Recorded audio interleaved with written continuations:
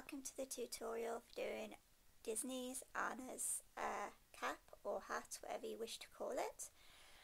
I'm so sorry this has taken me a long time to get around to, but due to illness and other things I've been doing, I just haven't had the time. But I'm now making a recovery, and my wig is on its way, so I've decided to get on with my pattern pieces. It is best to wait till your wig has come to mould the fabric around that, because it will add a bit of extra bulk to your head. So I would not recommend making up the pattern pieces to fit your head as it is, because you might find by the time you've put, say if you've got long hair and you've pinned it up in a wig cap and then you put the wig on, you might find that the cap ends up being just that bit too small. So anyway, the way we got our pattern pieces is Mum got some cotton, very much like what this tablecloth is, sort of cotton, moulded it around my head and drew all the seam lines, then cut them out. We then went on to draw other pattern pieces from it and did another mock-up. And this is the practice run so far of how it will look. It's got 4 pieces, and the way I got the shape here was actually to get the Frozen DVD out and take a screen cap of the side of her head, and I printed out the picture of the side to roughly the measurements of this, and placed the pattern piece down, the printout, and drew around it and cut. So that's basically how I went and did that. So now obviously for the back she has this little embroidered motif. I chose the dark coloured thread to match the felt, which will be going on the outline, as you know. I use like a salmony pink to do the little bits in between, and again this was done on the embroidery machine.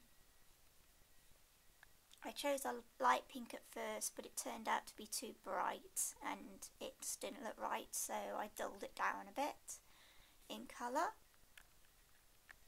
So obviously that'll be the first thing you need to do. Bear in mind this will be the bottom of your cap.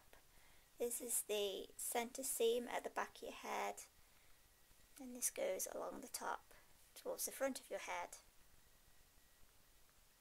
All these pattern pieces I've taken pictures of, and you'll find them on my website as in the video description. Okay, so first off we need to join this piece to this piece. So that's the pretty easy part, remembering that which way the fabric goes. Again, I mean this is the same fabric that obviously you've used on the cape. So what I'll be doing is just sewing about a centimetre seam across the top there. Okay, I've now sewn away across the top here. Open it out. Should look like that. So this is the centre, top and bottom section done. Next up you want to start pinning your side pieces on. Now what you want to do is take the corner and start pinning it the way in, as you can see on the screen, like so. And you're pinning this severe curve into this piece here, and then this is the back. Now when you get to here, you don't have to do this, but I found it worked better on my mock-up if I actually have the flaps of the seam inside facing downwards.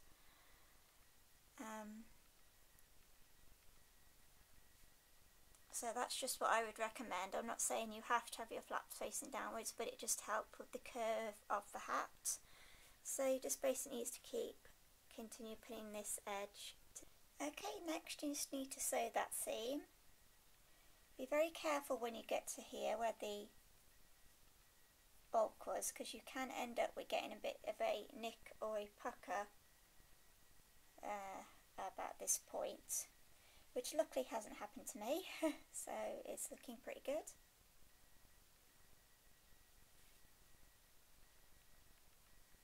Okay, I'm using this very cheap wig I bought ages ago off eBay that I didn't like in the end, but it'll do for now. Just giving a quick look at how the hat's looking.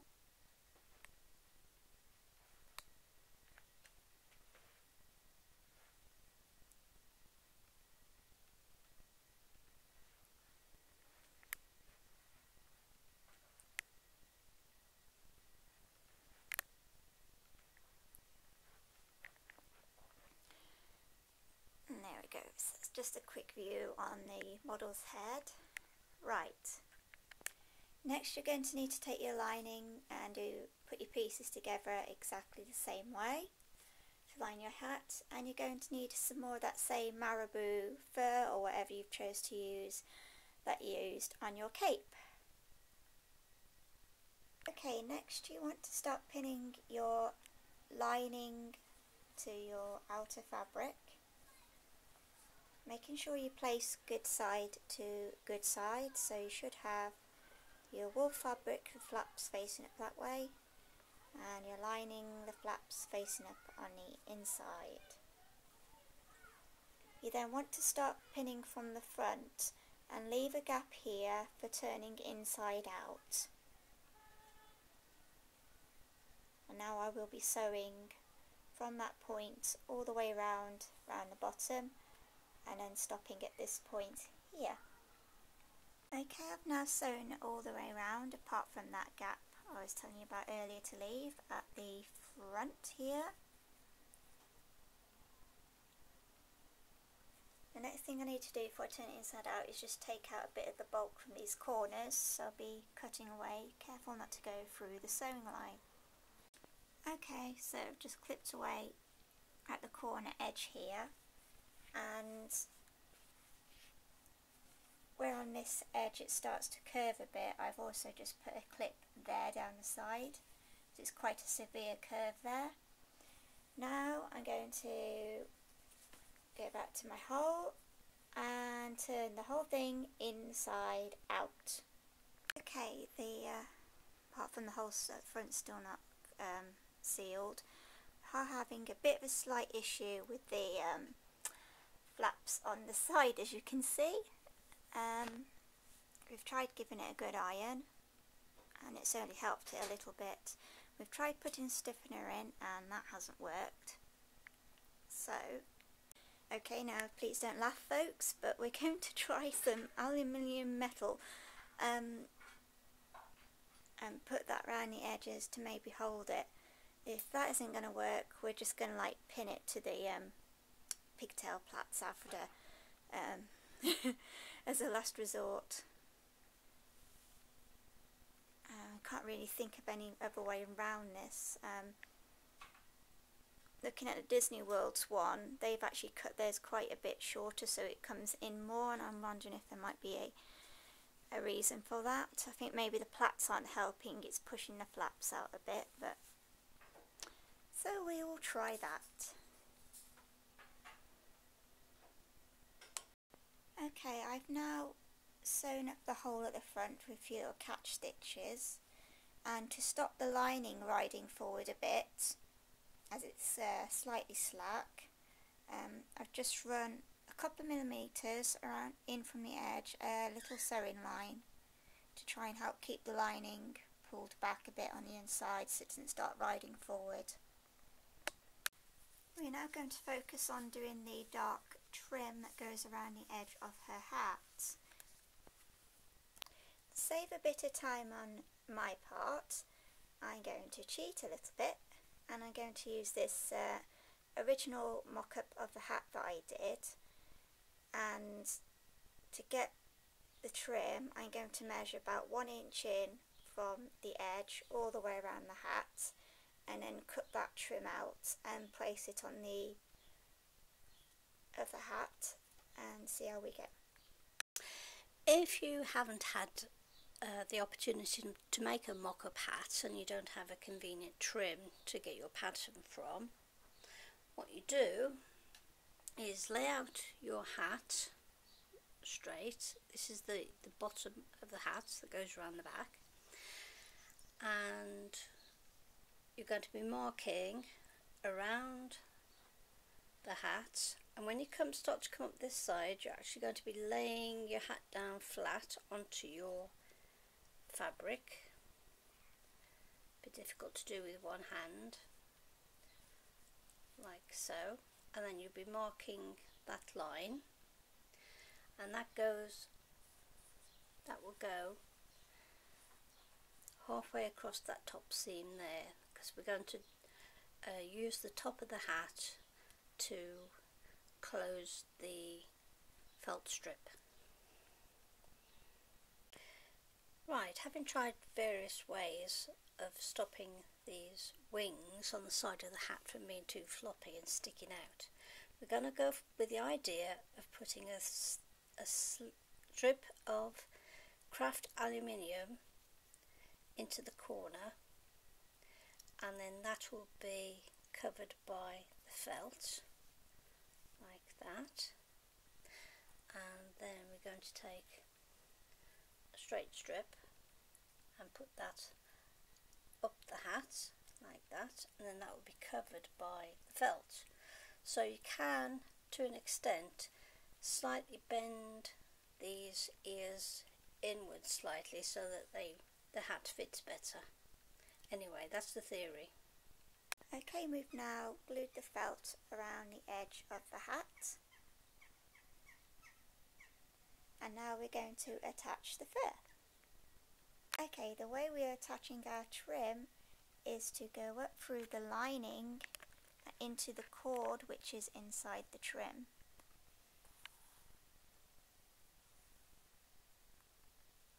There are possibly a couple of ways you could attach your trim. If you wanted to, you could put it between the liner and the outer fabric, but we chose this way because it seemed a bit easier at the time.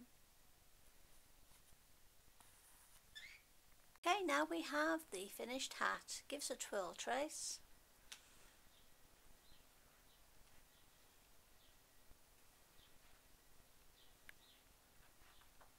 Thank you very much. Okay, on to my Anna wigs. Now let me explain to you about my little journey on wigs. Well, I had my Mona Lisa colouring to choose my colour, and I went for the colour 27C, which I liked, and I also liked the colour 613A for the whitish streak she had. Anyway, thinking it would be, you have to excuse me, I'm just trying to do an Elsa wig. Thinking it would be easy to cut a fringe on a wig, which turns out it was not. We bought this very long Godiva wig. The hair was like right down to 40 inches, and Mum tried to help me cut it, but in the end it was such a mess that we gave up. So I chucked the wig, but what I did get with the wig was some clip-on bangs which the chap threw in for free for me. So we tried the option, but when you stick it on top of the head, it just doesn't look right, and because she has to have the centre part in, that just wasn't working. It was just looking like a piece of fringe stuck on top of her head, so I scrapped that idea. So I tried to buy another one off eBay, which turned out to be I got a bit scammed. So not only was this wig not the right colour as it showed in the photo, but the fringe was really long. And again, I had issues with cutting the fringe. This is my own white hair. This isn't. This didn't come with the wig. There was a tiny piece of white through it. So I complained to eBay and I got my money back. So it turns out the photos were stolen from somewhere else. But anyway, I thought I'd have a go at chopping the fringe again, but it just ends up looking a right mess no matter how many tutorials I follow. Obviously I don't have the knack, so I can't see it properly because it's all wrapped up, but this lady, whatever her name is, did my Disney Giselle wig, and if you've seen my other videos, you can see what it looks like anyway. But you know, it was supposed to be pretty top quality. It was a couple of years ago, 3-4 years ago or something, I bought from her, because I bought 2 wigs in the past, and I thought, well, she's done such a good job in the past, you know, I'll use her again. So sent her all these reference photos and a couple of Disney World pics as well to show what it should look like. Anyway, knowing it would cost me a lot of money to buy what should be a top quality custom wig, I went to her and emailed, and she kind of rushed me through a bill, and I hadn't really discussed all the details as yet, which I wasn't happy about from the start, but I thought, you know, I've used it before, it should be okay. Anyway, this is what I received. As you can see, I did ask her about the white streak, if it was coming directly from the top and you could see it as in the photos, and she said yes. Well, I'm sorry, but it's barely visible on top. Also, look at the state of the fringe. It's quite a mess. It was sticking up worse than this. I've brushed it down a bit, but it was sticking up a lot worse than that. Not only that, all this was falling apart. I don't know what was going on here, but as you can see, it's quite a mess. And then we have this sticking out here. I have no idea what's going on, and there's just way too many short hairs in the plait, and some of the bits at the end are all falling out as well. Also, whoever had put so much hairspray on it, it is literally hard as a rock. It is like straw. This white streak is even worse. It's practically worse than straw. So I emailed and sent a complaint.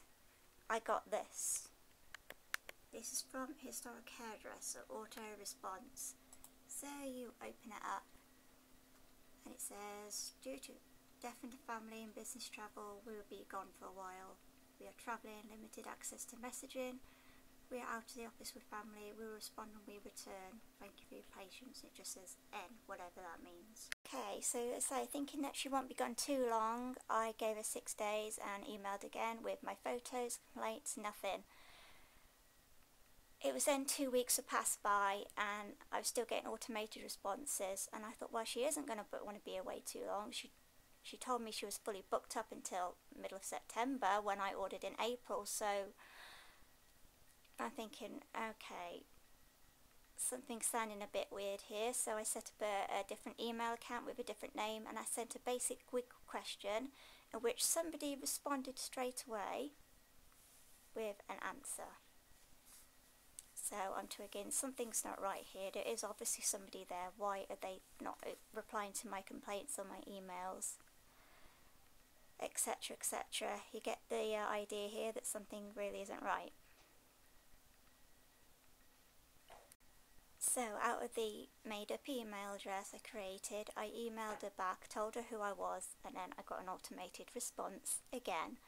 So I thought, right, something's seriously playing around with me here. So I went on Facebook and I found her there and noticed she had been posting stuff throughout July and asking people to email her about a half-price wig offer. Now, if she wasn't there, why is she asking people to email her? I don't know. I put a message there to her, and the next thing you know, I did actually get a reply. Now, this was only sent when I got, obviously, a message through Facebook, and I always thought somebody called Tracy was in charge. Spelt the same way as me, would you believe? This was what I got. Nothing personal to the problem that I had with the wig. Did you buy insurance to protect from loss and damage? Well, first of all, I was just sent one bill. I was not told how much the wig was, and I would have thought a wig of that value would have included insurance anyway.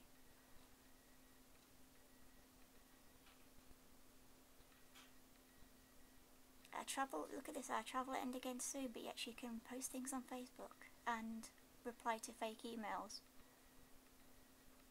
And then this bit here, something about alteration needed with your costume item when it arrives, or you take out the policy and we can place after the policy is analysed and decided. Well, that was basically a bunch of waffle.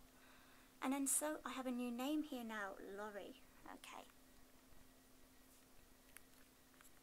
I replied back to that one because it came from my email. Guess what I got back? Another auto response. So I go through Facebook one last time, and then I get another reply. It seems that I only get a reply like this when I message through Facebook, but if I send an email to them I just get an automated response. Here we go. We hear something's happened to your shipment. Happily replace your item or repair it. But we need to know, this what got me, we need to know what to change or protect. Well, bear in mind, to start with, I already sent them a load of photographs of how it came, and I did a full detailed description of what was wrong with it, so they're having a bit of a laugh there if you ask me. But please reply with, and this is so poorly written, if item was damaged beyond repair in transit. Well, I already said it obviously wasn't, and it was badly styled. Needs to be repaired or altered. What? Sorry. And then they give me an address here to send it back to. It says a few people will be out of the office till September the 1st now. Oh gosh, this is going on a bit, isn't it? First of all, it was just for a short time, and now it's still September 1st. But I have another name, or two names. And I thought it was run by somebody called Tracy, but there we go. Okay, as you saw, the fringe is quite thin. So what I've done is I've got the spare fringe, or bangs as you call them if you're in the USA, and I've sewn it into the cap there. It's a bit tricky, I'm trying to show you here, but that just sort of fills out the front of the wig a bit. Okay, so with the spare fringe underneath, this is sort of what it looks like now, which is a little bit better, but again the fringe was too long, so we were left with the same problem of having to cut it, unfortunately. And I don't know what goes wrong, but as soon as you start cutting a fringe, it just goes all choppy and messy. I'm not terribly impressed with it, but it's the best I've got so far. So we basically just undid the rest of the style. I brushed out the hairspray a lot, and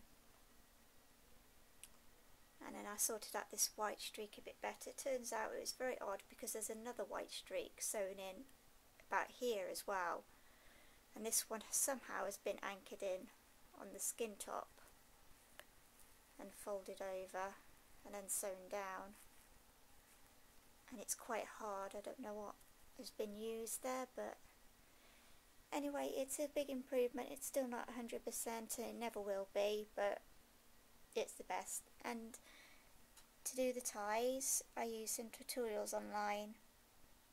One was a doll's hair tutorial, and then you just cut some thread, and one of you has to hold, and one sews through just to hold some bits there in place.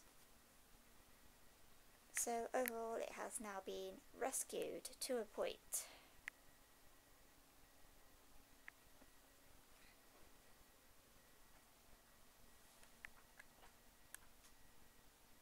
Into the gloves. Now, like Anna's hair, the colour of the gloves kept changing a lot from very scene to scene, so it was kind of tricky, but what we did pick out is there seems to be a dark patch on the inside that looks purposely done compared to the colour of the outer glove, and the colour on the inside sort of matched the colour that was on the pattern on the outside of her gloves.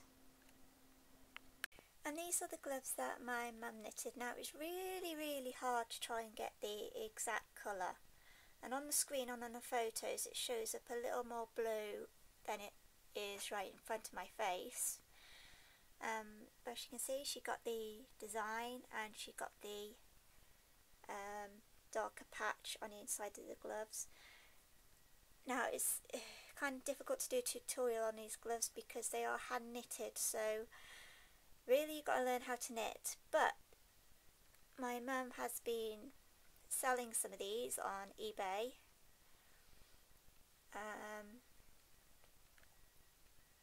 So if you'd like some, just make an inquiry I think she's charging about £15, but as I say, they are hand knitted from proper wool. They're not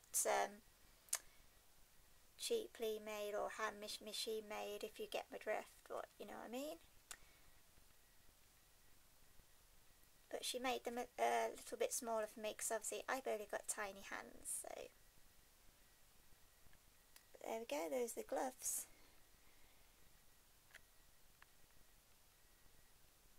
And again, I'd like to apologise for this tutorial and these last final bits of costume taking so long, but I had literally 3 or 4 months of issues with wigs that it was taking forever, so apologies for that, folks, and the final video will follow shortly, hopefully, depending on the weather. Thank you! Okay, these are my boots for my Anna costume. I expect there's many of you out there like me who had a really good search and I just couldn't find anything with the proper embroidery apart from kids' boots, which is really frustrating. It doesn't make sense why a lot of places make the costume, not the boots, but it's very frustrating. Anyway, I bought these pair of £20 on sale boots. They're not real leather, they're fake leather. But I just had to make do. So basically I just got some gold paint, painted the design on, the back, and then I painted the bottom of the boots. Trouble is with paint is I imagine after a few uses it will start to crack, or if it gets wet slightly, if I'm walking out in drizzle or something, it might affect the paint. So a few issues there, but I've just basically had to make do.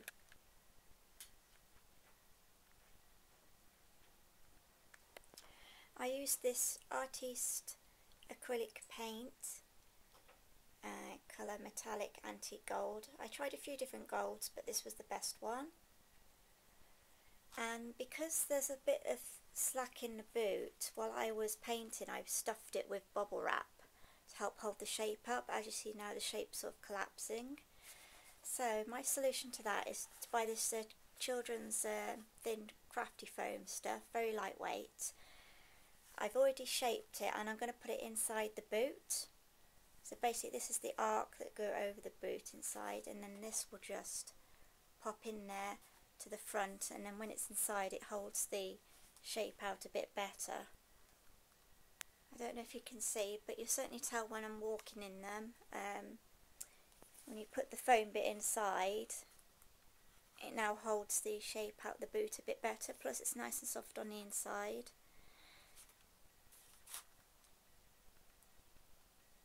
So you can really see the difference between the left and the right one.